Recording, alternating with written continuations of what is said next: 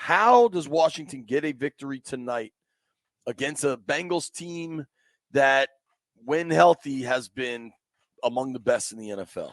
They get a win by running the football effectively, and you talked about it earlier, time of possession, and then all of a sudden you make a team become something they don't want to be. They start to press. I don't care how good you are. If you're pressing and you're not just going like you normally would be going, you have problems in that moment. So if they can run the football effectively and get touchdowns at the end of the drive, not field goals anymore, I think they get touchdowns at the drive, at least get points on the board. Don't go into the red zone and leave with no points at all. But they have to control the clock. They have to control the clock. I think the red zone woes, it's got to be 6s tonight, not 3s. Totally. But I think for me, they drafted Johnny Newton. They drafted Johnny Newton early in the second round. There was a lot of excitement about him. He's working his way back. Like somebody somewhere, you need somebody defensively to make some plays. And I think you need it I think you need the defensive front to show up. The Bengals really haven't run the ball well. You got to keep that consistent. Like, don't give up big plays in the run game. Dude, as much as we focused on the offensive red zone woes, the defense wasn't very good in the red zone either. Yeah. Devin Singletary was able to just bust up the middle against them. Totally. I think Allen and Payne know what they're doing. They are pros. They've done this a long time. I think they can hit a higher level. I think Newton could really help you. You got big Phil Mathis. Saw him last night. He's a house. That's a big young man. Yep. You'd really, for everybody that was very upset about Jamin not being a healthy scratch last week, maybe he makes some plays tonight. I would assume he's active. With Farrell down, you got to get some plays out of that D-line. You simply have to. And I think for me, defensively, you hope ain't a strategy, but in the second half, things kind of slowed down for Neighbors a little bit when BSJ was on him.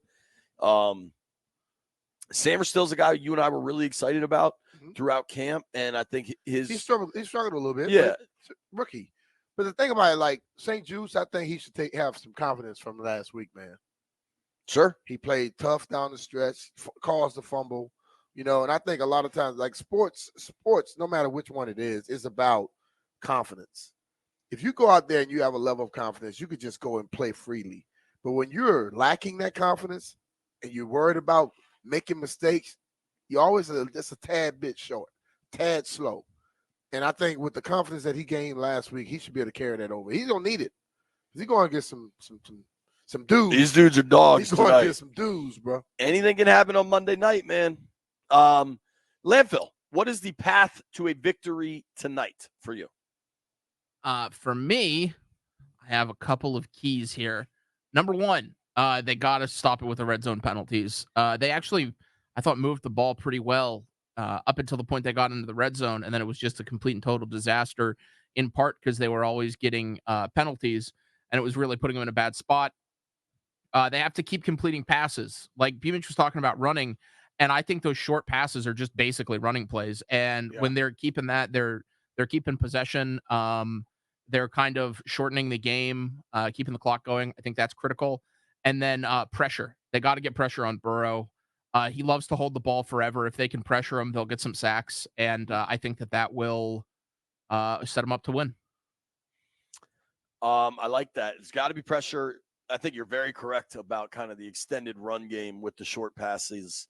You would also like to see something go downfield. Yeah, I'll tell you somebody that does that a lot. The Chiefs do it all the time. Sure. I mean, Andy did that with you in Philly. Yeah. But what it does, it loosens up a defense, because if you're running, they have everybody in the box.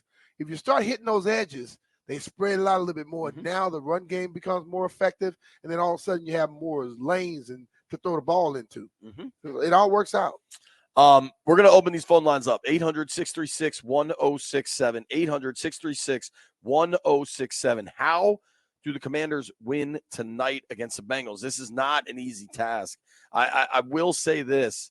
Our buddy Greg texted me and Brian. He said, I need to hear from Rev T today to get me hyped for this game tonight. So, Rev, the gauntlet has been thrown down. The people are asking for you. You wonder if Higgins hits the ground running here or if he's kind of easing his way back. Yeah. That would help.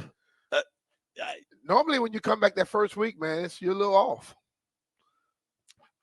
And I think that's something that you got to think about that too as a defensive back. Make him have to work. Don't allow him to come out there and those early catches and they be easy. Make him struggle, make him work. Let's see if he's really in shape. Right. Just like if a cornerback comes in for the first week, what do the teams do? Test him. We're going deep on him every time. Well, dude, one thing specifically with Higgins, maybe that this team doesn't do a lot of it. BSJ is able to do it, but get up on the line of scrimmage and play physical with him. Yeah. Like he's just coming back. Now, one thing that is perhaps, I don't want to say alarming, but like last week when I saw Farrell and Quan jump on the injury report late, I was like, now Farrell's missing a game a week later. BSJ was on the injury report Thursday and Friday as a limited participant with a groin thing. Saturday he was a full participant. All right. I do think you need BSJ fully healthy for this thing to work tonight. You know what I mean? Jeffrey, how do they win tonight, buddy? Like Landini said, first run. I don't care if the clock runs down the entire first possession because we're running. Set it up. That's the first key. Second key, Cliff got to get more creative, bro. If we know that screen is coming on the first play of the game again, dog, at least fake the screen out, hand it up the middle, fake the screen, throw it over the top, do something, become less predictable because we can't keep starting the game behind the sticks. We got to stay ahead of the sticks. And for the past 2 weeks, Jaden has started 2nd and 25, 2nd and 15. We can't do that. Got to get a little bit more creative and get that run game going early. And the last one, like Landini said, this is the thing that killed us last week. We got to minimize the penalties because we don't have that many penalties moving down the field. It's always it's like we get anxious and we need to just calm them nerves and let's buckle up and win this game. Buckle up, win this game. I'm with that, we're going to keep these phone lines open for the hour. We're going to keep them open. You know how Washington wins tonight? You get to tell me. Let's start with Drew is in D.C. on line 2. Drew, how does Washington win tonight? What's up, coaches? How y'all doing, man? What's up? Good, buddy. I just say, man, they got to really use their tight ends in the red zone, man. They had a mismatch in the Giants game, and they went away from it. And 2 more things I want to put out. Terry McLaurin, to me, I hope I don't get no flack when I normally get some flack, man. You got to put him in space. That little bubble screen and stuff, put him out there, move him up and down the line of scrimmage like a lot of these other guys. And also, Payne and Allen, man, you got to play like you played in your contract year, man. You have to lead this defense, man. Man, that's all I got to say, man. These guys can ball out because we can move the ball. We can move the ball up and down the field, man. But this defense, man, they got to act like they want steak instead of hot dogs, man. Gotta take it easy. All right, brother. Thank you. That's a good call. I like that line. They got to act like they want steak instead of hot dogs. Yeah. Specific to Terry, one thing I'm going to find very interesting. Dan Quinn specifically said we need to move him around more. Now, he was asked about him. Quinn said that. That's not really a staple of Cliff's offense. I'm curious if it happens tonight. Because Cliff said, I got to be better. I got to get the ball to Terry. One thing Cliff has said, too, is when I first started this thing, I had just me to deal with. But now I have all these extra coaches that can help me enhance this offense and make it better. So if you have a defensive coordinator, that's Dan's calling. He's a great defensive coordinator. Telling you how people move and how they can get some space, how receivers get space against your team. You got to figure it out. Try it out a little bit. So hopefully they try some form of it. And then once you get it, if it starts to work, go with that.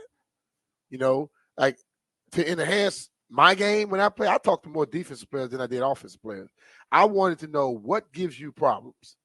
You know, what does an offensive player, a running back, do when he's running around or he's setting up stuff to get that gives you issues? And when they told me, I implemented it into my game, and it worked. It's going to be very interesting what they do at left tackle. If you missed our interview with Dave Lapham talking about Trey Hendrickson, who's a badass. He's going to be a factor tonight. And whether it's Coleman or Lucas, that's been an interesting like substitution back and forth pattern, whatever you want to call that. Mm-hmm. I think you'd love to see just one dude play, frankly, but they're running it differently. I think Austin Ekler is a big factor. I think that dude has been explosive when he's gotten the ball, and I think you'd like to keep him explosive. I also think, dude, with this game, B, it's vital that they don't get down big early. Yeah. Because I think what have all four of us said? You got to run the football. Totally. You really got to run the football, try to manage the clock. If they get down early, then they feel like they got to press. And, I mean, we kind of saw it in Tampa. Yep. They're not really built to press. No. Eckler so far this season is averaging 8.6 yards per touch. Let's get him some touches. Get him more. Right? I mean, the guy, listen, I know people thought what they thought last year, but, hey, he had a high ankle sprain, both of them. Mm-hmm. You know, that's tough to work as a running back in that way. But now he's healthy. Give him the ball, dog. Yeah, I think you need a steady dose of that. Let's keep the phone lines going. Josh is in D.C. on line 3. What's up, Josh? How do they win tonight? What's up, guys? We got to get pressure. The defensive end need to do something. Why did Payne and Allen have breakout years? It's because they had defensive pressure. So we need to get pressure on the end. We need to idolize Ekler more. You know what I mean? Hey, they obviously don't know how to use Terry McLaurin. So you need to trade Terry McLaurin to get some defensive end help. You got to do something like, hey, you're just wasting his good years. Let him go. Get something for him. That's simple. You got to do that. Thanks, buddy. I don't know if he just kind of like ran out of steam or ran out of thoughts or his phone cut out or what. That kind of just ended there. What happened there, Jeff? Did his phone cut out? I guess. All right, man. Well, I don't know that I am ready to say Terry's doing something wrong. The offense is doing something wrong. It's just so early in the season. And I think so much of this conversation, if Jaden just hits that deep shot in Tampa, doesn't exist. So through 2 games, there's a lot of concern. And yet it was a 2 yards. If that ball's 2 yards shorter, none of the conversation exists. More than likely. But, I mean, that's football. I definitely think Austin Ekler helps you, man. Through 2 games, he's got 17 touches for 147 yards. And that's not to mention a kickoff return he house called that got called back. Yes. I mean, that dude's a baller. He's played, man. He played his tail off. Let's go to Austin, in Raleigh. That is 2 state capital names right there. Austin, what up, man? How do they win tonight? Hey, guys. So from my perspective, it's the defensive rush has to happen, whether it's on the edges or in the interior. The Bengals' offensive line is bad. They're rushing less than 100 yards a game, so that's where the point has to be on defense. And then on offense, Terry's just got to be fed the ball. I mean, giving him more opportunities to shut those cornerbacks up definitely going to give him more opportunity to win that game. Pressure, man. I think you need your front 4 to win. And to Austin's point, Burrow is a guy. I think, Landfill, you said this. Burrow is a dude that holds on to the ball forever. And he's never scared to take big hits. I mean, that's been his calling card since LSU winning the Heisman, throwing 60 touchdowns. That's why he's been banged up so much. You got to get to him tonight. And the Bengals haven't been running the ball that well. You've got to shut them down on the ground, make them one-dimensional. Listen, you might still lose even if they are one-dimensional because that one dimension is pretty damn good. Like people generally talk about Sidney Sweeney for one thing, but when it's really good, you don't have to worry about the other things. You're talking Burrow, Chase, Higgins. That's your new crush, Sidney Sweeney. She's all right, man. if you look just statistically here, the Bengals offense has been bad. Now it's 2 games in, and I wouldn't expect that to continue, but they're 22nd in points scored out of 32 teams, 27th in yards gained out of 32 teams. That's crazy for this team. Their injury report going into tonight, Sheldon Rankins is a good D tackle for them, not playing. BJ Hill, not expected to play. Von Bell, I don't know the answer there. Chris Jenkins, I've heard, is supposed to play. But just think about that on the D line. One guy's out definitively. BJ Hill's doubtful. And then Jenkins, I think this is his first game of the year. And that's 3 pieces of a D line. Like, you got to try to run the ball and run it right at them. Let's see if they're ready. Gesicki, Higgins, Amarius Mims, all those guys are cleared, expected to play. If you look at how the Bengals have run the ball so far this season, now some of this, is it cause or correlation? I don't know, right? They're 31st in rushing attempts. They're not running the ball very frequently. What you just said, but you say they have 38 opportunities. I mean, they are defensively not stopping the run at all. They're 30th out of 32 teams, or 29th rather, in yards allowed on the ground. So we should be running the ball coming off the bus. It's a pretty simple process, man. As soon as you step off the bus. Right. Put your pocket up. Get ready. Let's go.